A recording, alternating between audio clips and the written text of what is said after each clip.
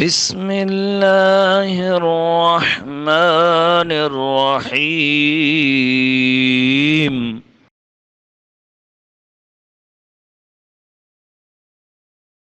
اسی طرح اسلامی مملکت میں اقلیتوں سمیت ہر فرد کو یہ حق حاصل ہے کہ وہ تجارت، صنعت اور زراعت غرض کے جو کام بھی وہ کرنا چاہے کر سکتا ہے، بشرطے کہ ان چیزوں کے قریب نہ جائے جنہیں شریعت نے حرام قرار دیا، جیسے سودی معاملات ہیں، اور جائز حدود میں بھی اخلاقی قدروں کا لحاظ رکھے، اپنے کام کی وجہ سے کسی دوسرے کی تجارت یا صنعت کے در پہ نہ آ جائے۔ یہ اسلامی شریعت میں ناجائز ہے۔ جب فرد جائز کام کرے گا تو اس کا حاصل اور ثمر اس کا حق ہوگا، اس لیے یہ اس کی محنت اور اس کا پسینے کی کمائی ہے۔ اللہ تبارک و تعالیٰ ارشاد فرماتا ہے سورۃ النجم کی آیت نمبر 39 میں، وَأَن لَيْسَ لِلْإِنسَانِ إِلَّا مَا سَعَىٰ، اور یہ کہ آدمی نہ پائے گا مگر اپنی کوشش۔ حکومت کے لیے جائز نہیں کہ وہ کسی فرد کو جائز کاموں کے کرنے سے روک دے، البتہ اگر کوئی شرعی ضرورت ہو تو ایسا کر سکتی ہے۔ مثال کے طور پر وہ اپنے ملازمین کو تجارت اور کمائی کرنے سے روک سکتی ہے تاکہ وہ اپنے اثر و نفوذ اور منصب کا ناجائز فائدہ نہ اٹھائیں۔ اسی طرح اسلامی ریاست اقلیتوں کے تحفظ اور سلامتی کا ذمہ دار ہے۔ اگر اسلامی ریاست کا کسی دوسری قوم سے معاہدہ ہو تو اس قوم کے تحفظ اور سلامتی کی ذمہ داری بھی اسلامی ریاست پر ہے۔ دیکھیے قرآن کریم فرقان حمید نے بڑے احسن انداز میں سورۃ النساء کی آیت نمبر 92 میں کس انداز میں ارشاد فرمایا ہے، سنیے۔ فرمایا وَمَا كَانَ لِمُؤْمِنٍ أَن يَقْتُلَ مُؤْمِنًا إِلَّا خَطَأً وَمَنْ قَتَلَ مُؤْمِنًا خَطَأً فَتَحْرِيرُ رَقَبَةٍ مُؤْمِنَةٍ وَدِيَّةٌ مُسَلَّمَةٌ إِلَىٰ أَهْلِهِ إِلَّا أَن يَصَّدَّقُوا فَإِن كَانَ مِن قَوْمٍ عَدُوٍّ لَكُمْ وَهُوَ مُؤْمِنٌ فَتَحْرِيرُ رَقَبَةٍ مُؤْمِنَةٍ وَإِن كَانَ مِن قَوْمٍ بَيْنَكُمْ وَبَيْنَهُم مِّيثَاقٌ فَدِيَّةٌ مُسَلَّمَةٌ إِلَىٰ أَهْلِهِ وَتَحْرِيرُ رَقَبَةٍ مُؤْمِنَةٍ فمن لم يجد فصيام شهرين متتابعين توبة من الله وكان الله عليما حكيما وكان الله عليما حكيما۔ اب اس کا ترجمہ بھی سن لیجئے۔ اور مسلمان کو نہیں پہنچتا کہ مسلمان کا خون کرے مگر ہاتھ بہک کر، اور جو کسی مسلمان کو نادانستہ قتل کرے تو اس پر ایک مملوک یعنی مسلم غلام کا آزاد کرنا ہے، اور خون بہا کے مقتول کے لوگوں کو سپرد کی جائے، مگر یہ کہ وہ معاف کر دیں۔ پھر اگر وہ اس قوم سے ہو جو تمہاری دشمن ہے اور خود مسلمان ہے تو صرف ایک مملوک یعنی مملوک مسلمان کا آزاد کرنا، اور اگر وہ اس قوم میں سے ہو تم میں ان میں معاہدہ ہے تو اس کے لوگوں کو خون بہا سپرد کی جائے، اور ایک مسلمان مملوک آزاد کرنا، تو جس کا ہاتھ نہ پہنچے وہ لگاتار 2 مہینے کے روزے رکھے۔ یہ اللہ کے یہاں اس کی توبہ ہے، اور اللہ جاننے والا حکمت والا ہے۔ اقلیتوں کی جان کی حرمت حضور نبی کریم صلی اللہ علیہ وسلم کی حدیث مبارکہ سے بھی واضح ہوتی ہے۔ یہودی، عیسائی اور ہر ذمہ کی دیت مسلمان کی دیت کی طرح ہے۔ خلفائے راشدین کے دور میں اس اصول پر عمل کیا جاتا رہا۔ ذمیوں کی دیت مسلمانوں کی دیت کے برابر ادا کی جاتی تھی۔ دوران فتوحات غیر مسلم اقوام سے جو معاہدات ہوئے ان میں ایک شرط یہ بھی تھی کہ غیر مسلم رعایا کے تحفظ، سلامتی اور بنیادی ضروریات کی حکومت ذمہ دار ہوگی۔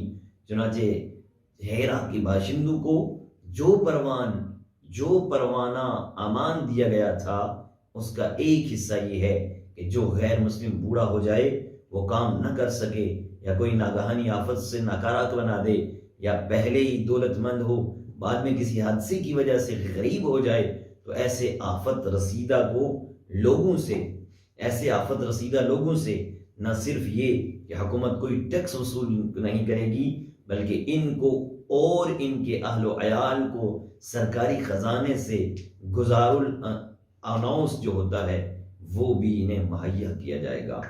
گزار الاناؤنس کیا ہوتا ہے؟ یعنی ان کا راشن کا بندوبست یہ حکومت کرے گی۔ اسلامی ریاست میں اقلیتوں کو دفاعی ذمہ داریاں ادا کرنے پر مجبور نہیں کیا جا سکتا۔ ان کا دفاع اسلامی حکومت کی ذمہ داری ہے، اور اسلامی حکومت غیر مسلموں کی جان، مال اور آبرو کی حفاظت بھی کرے گی۔ حضرت عمر رضی اللہ تعالیٰ عنہ نے امرائے لشکر کو لکھا کہ عورتوں اور بچوں پر جزیہ عائد نہ کریں، اور صرف ان مردوں پر جزیہ عائد کریں جن کے بال اگ آئے ہوں، یعنی بالغ ہو گئے ہوں۔ حضرت عمر رضی اللہ تعالیٰ عنہ کا ایک مقام سے گزر ہوا تو آپ نے ایک بوڑھے نابینا یہودی کو بھیک مانگتے ہوئے دیکھا۔ آپ نے اس سے پوچھا تمہیں اس پر کس بات نے مجبور کیا؟ اس نے کہا بوڑھا ہوں، ضرورت مند ہوں، اور جزیہ بھی دینا ہے۔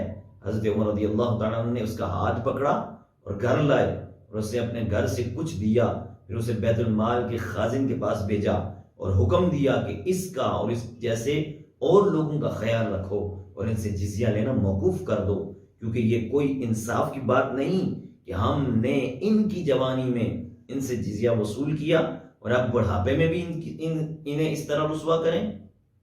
اسلام خدائے وحدہ لا شریک کی بندگی کی دعوت دیتا ہے، لیکن دوسرے مذاہب کے لوگوں پر اپنے عقائد بدلنے اور اسلام قبول کرنے کے لیے دباؤ نہیں ڈالتا، نہ کسی جبر و اکراہ سے کام لیتا ہے۔ دعوت حق اور جبر و اکراہ بالکل الگ الگ حقیقتیں ہیں۔ اسلام کے پیغام حق کے ابلاغ کا قرآن حکیم نے بیان کیا ہے۔ دیکھیے سورۃ النحل کی آیت نمبر 125 میں اللہ تبارک و تعالیٰ ارشاد فرماتا ہے ادعو الی سبیل ربک بالحکمۃ والموعظۃ الحسنۃ وجادلہم باللتی ہی احسن ان ربک هو اعلم بمن ضل عن سبیلہ وهو اعلم بالمہتدین۔ سورۃ النحل آیت نمبر 125۔ فرمایا اپنے رب کی راہ کی طرف بلاؤ پکی تدبیر اور اچھی نصیحت سے، اور ان سے اس طریقے پر بحث کرو جو سب سے بہتر ہو، بے شک تمہارا رب خوب جانتا ہے جو اس کی راہ سے بہکا، اور وہ خوب جانتا ہے راہوانوں کو۔ اسلام نے ایسے طریقے دعوت سے منع کیا جس سے کسی فریق کی مذہبی آزادی متاثر ہو۔ ایسے طریقے دعوت سے منع کیا کہ کسی کی آزادی جو ہے مذہبی آزادی وہ متاثر ہو۔ دوسرے مقام پر بھی جو ارشاد فرمایا وہ سنیے، جو میں نے شروع میں پڑھا تھا، سورۃ البقرہ آیت نمبر 256، لا اکراہ فی الدین قد تبین الرشد من الغی فمن یکفر بالطاغوت ویؤمن باللہ فقد استمسک بالعروۃ الوثقی لا انفصام لها واللہ سمیع علیم۔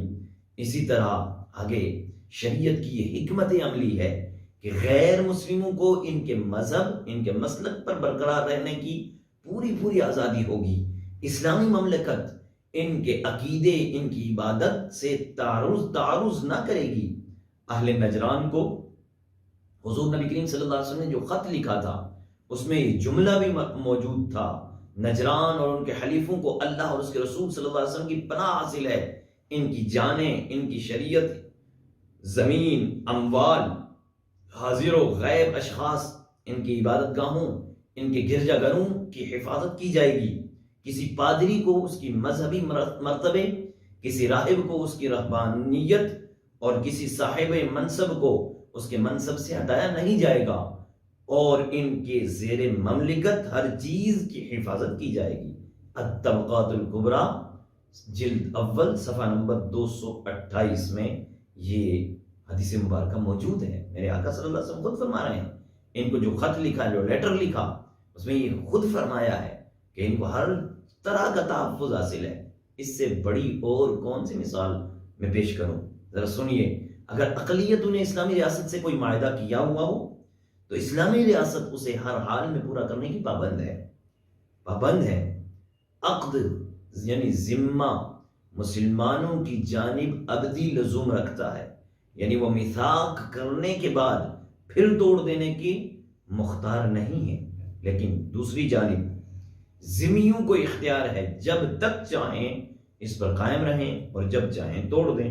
یہ ذمی ایک الگ ایک بحث ہے۔ بہرحال حضور نبی کریم صلی اللہ علیہ وآلہ وسلم کے زمانے میں جن غیر مسلم قبائل نے غیر مسلم ہوتے ہوئے جزیرۃ العرب میں اسلامی حکومت کی رعایا کے طور پر رہنا پسند کیا، حضور صلی اللہ علیہ وسلم نے ان سے کئی معاہدے کیے جو اسلامی ریاست میں اقلیتوں کے حقوق کے مختلف جہاد کا اظہار کرتے ہیں۔ ان میں سے جو چند معاہدات ہیں وہ میں آپ کے سامنے پیش کرتا ہوں۔ سب سے پہلے فرمایا بسم اللہ الرحمن الرحیم یہ معاہدہ محمد رسول اللہ صلی اللہ علیہ وسلم کی طرف سے اہل نجران کے لیے ہے۔ ان کے پھلوں، سونے، چاندی، غلام اور ان اشیاء کے ساتھ ہر قسم کے مال کے عوض میں ان پر مندرجہ ذیل خراج عائد کیا جاتا ہے۔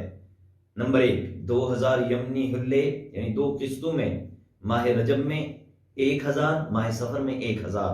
نمبر 2، اور 1 حلہ کے ساتھ 1 اوکھیا چاندی مقررہ مقدار خراج میں کسی شے کی کمی اور دوسری شے کی پیشی پر جمع اور منہا لازم ہوگا۔ اگر اہل نجران عائد شدہ نصاب کے عوض میں اجناس داخل کرنا چاہیں تو بدل مبدل منہ دونوں کی قیمت میں کمی بیشی کا لحاظ ضرور ہوگا۔ اہل نجران پر میرے تحصیلداروں کی مہمان نوازی اور تکریم 20 سے لے کر 30 دن تک واجب ہے۔ اس کے بعد انہیں اپنے ہاں روکا نہ جائے گا۔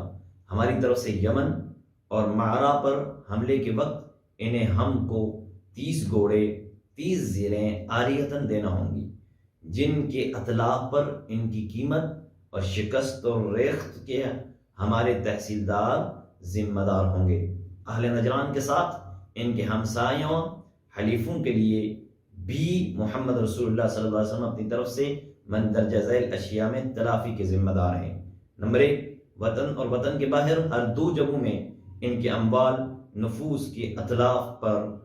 نمبر 2، ان کے مذہب اور ان کے قرابت داروں کی تذلیل اور تحقیر پر ان کے پادری، گوشہ نشینوں اور کاہنوں پر گرفت نہ ہوگی۔ ان کی ماتحتی کی وجہ سے ان پر کسی قسم کی قحطی عائد نہ ہوگی۔ وہ قبل از اسلام کے قتل کے مواخذہ سے بری ہیں۔ وہ ہماری جنگوں میں شرکت سے مستثنیٰ ہیں۔ ہمارا لشکر ان پر حملہ نہ کرے گا۔ ہماری عدالت میں دعوے پیش کرنے پر ان سے انصاف کیا جائے گا۔ ان میں سے جو شخص اپنے خاندان سے سود لے گا وہ ہماری ذمہ داری سے محروم ہے۔ کسی فرد کی دوسرے فرد کے عوض میں گرفت نہ ہوگی۔ یہ فتح البدان صفحہ نمبر 89 اور 90۔ یہ سارے کے سارے معاہدات میں سے کچھ ہم نے یہاں پر اپنی برکت حاصل کرنے کے لیے پیش کیے ہیں۔ بالکل اسی طرح ایک عہد نامہ اہل نجران سے ہوا جس میں مذہبی آزادی کی اس سے بھی زیادہ وضاحت کی گئی، جس کو بلا زری سے فتوح البدان میں تحریر فرمایا ہے، جس میں حضور صلی اللہ علیہ وسلم نے یہ لکھ کر دیا کہ اہل نجران اور ان کے حلیفوں کے لیے اللہ اور محمد رسول اللہ صلی اللہ علیہ وسلم ان کی جانوں، ان کے مذہب، ان کی زمینوں، ان کے اموال، ان کے موجود اور غیر موجود، ان کی معاشی اور قافلے اور ان کے استحان وغیرہ کے ذمہ دار ہیں۔ جس دین پر وہ ہیں اس سے ان کو نہ پھیرا جائے گا۔ ان کے حقوق، ان کی عبادت گاہوں کی حقوق میں کوئی تبدیلی نہ کی جائے گی۔ کسی پادری کو، کسی راہب کو یا کسی سردار کو اس کے عہدے سے نہ ہٹایا جائے گا اور کوئی خوف نہ ہوگا۔ ان معاہدات سے اقلیتوں کے حقوق کا جو خاکہ سامنے آتا ہے وہ خاکہ کیا ہے کہ اسلامی حکومت کے ماتحت رہنے والی غیر مسلم رعایا کو مساوی قانونی حقوق حاصل ہوتے ہیں۔ ان کے مذہب سے کسی قسم کا تعرض نہیں کیا جا سکتا۔ ان کے اموال، ان کی جان اور ان کی عزت، ان کی آبرو کی حفاظت اسلامی حکومت کی ذمہ داری ہوتی ہے۔ اسلامی حکومت کے اندرونی استحکام کی خاطر خلیفہ یا سردار یا سربراہ مملکت یا جو ان کے انتظامی امور کے عہدے جس حد تک مناسب سمجھے جائیں ان میں تفویض کر سکتے ہیں۔ اپنی مذہبی عہدے داروں وہ خود متعین کرنے کے مجاز ہیں۔ ان کی عبادت گاہیں قابل احترام ہیں۔ حضور نبی کریم صلی اللہ علیہ وسلم نے جو فرما دیا ہے اس کا مطلب بھی یہی ہے کہ ان کی عبادت گاہوں میں کسی قسم کا تغیر نہ کیا جائے گا۔ ان کا احترام بہرحال قائم رکھا جائے گا۔ ان سب چیزوں کے عوض غیر مسلم رعایا اسلامی حکومت کو کیا دے؟ وہی کچھ جو مسلم رعایا اپنی حکومت کو دیتی ہے۔ جو محاصل مسلم دے گا اس کا نام زکوٰۃ اور عشر ہوگا، اور جو محاصل غیر مسلم دے گا اس کو جزیہ یا خراج کہلائیں گے۔ یہ اسلامی بیت المال میں جمع ہونے والی رقموں کے الگ الگ 2 مدوں کے نام ہیں۔ اس میں کسی پر کمتری یا کسی پر برتری کا کوئی تصور نہیں۔ جزیہ محافظت کی جزا ہے جسے ادا کرنے کے بعد غیر مسلم رعیہ جنگی خدمات سے مستثنا ہو جاتی ہے، اور اسلامی اللہ اللہ اللہ اللہ اللہ اللہ